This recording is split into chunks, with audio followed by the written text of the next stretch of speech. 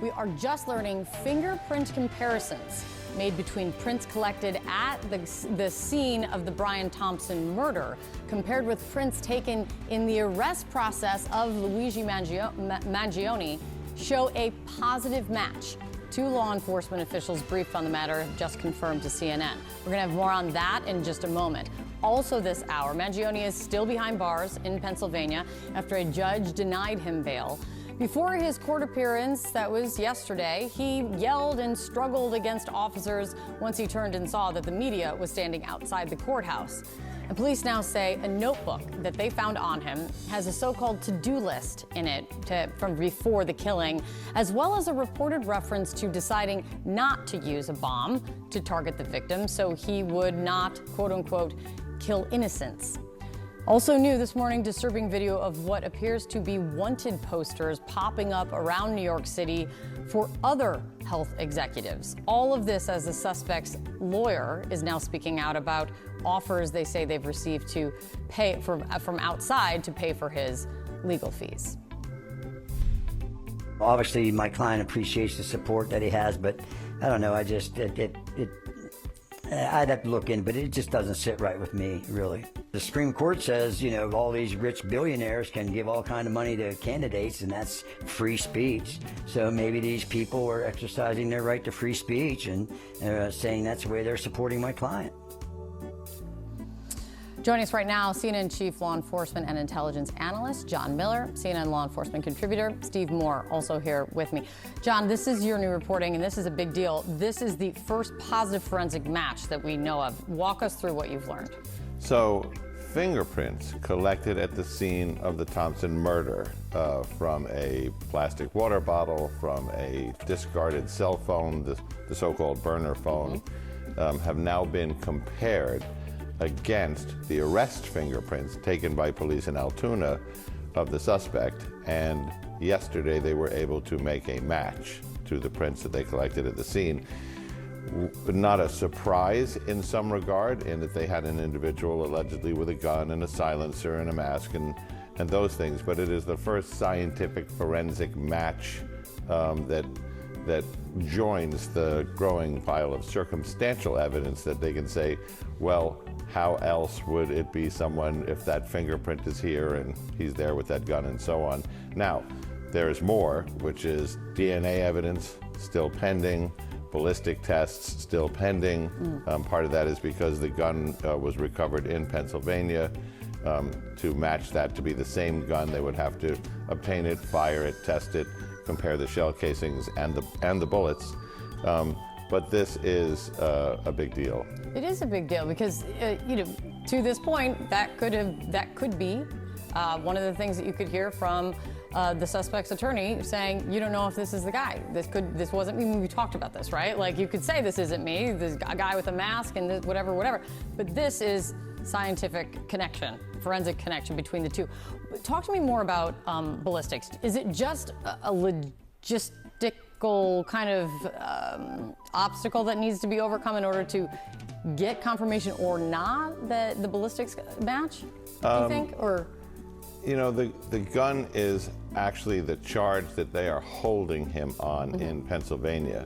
So that evidence needs to stay with him because, you know, they are the ones who have him in custody, and he has not waived extradition, which basically says, I'm not going to New York, where they would then turn over all that evidence to New York City and then have them do those tests. But they understand, you know, they are in it for the long game. They don't need to know that tomorrow or the next day, and it gives them more time to do the background investigation they're still doing, which includes mundane things, but very necessary things like completing the video canvas, tightening up that map where they can show a picture of him almost through every step of his New York journey. I want to get to more of that, but Steve, let me bring you in on this, just the importance of what John Miller has learned about this fingerprint match. Yeah, as we've learned, something can look like a slam dunk case, but a lawyer can find just niches or cracks in any kind of strong case. And what they're doing now is filling up the cracks. They're eliminating any doubt before they go to trial that this is the person who committed this crime. He's already fighting. He's already shown what he's going to do. He's going to fight every single motion, even a perfunctory extradition motion. So he isn't going to go quietly on this. So the police are obviously dotting their I's and crossing their T's. For sure. And John, something that we've talked about, and I guess it still remains, there are so many questions that remain. And I'm wondering if this notebook that we're learning more about kind of adds to this picture is, how did this guy know that the CEO was going to be where he was going to be when he was?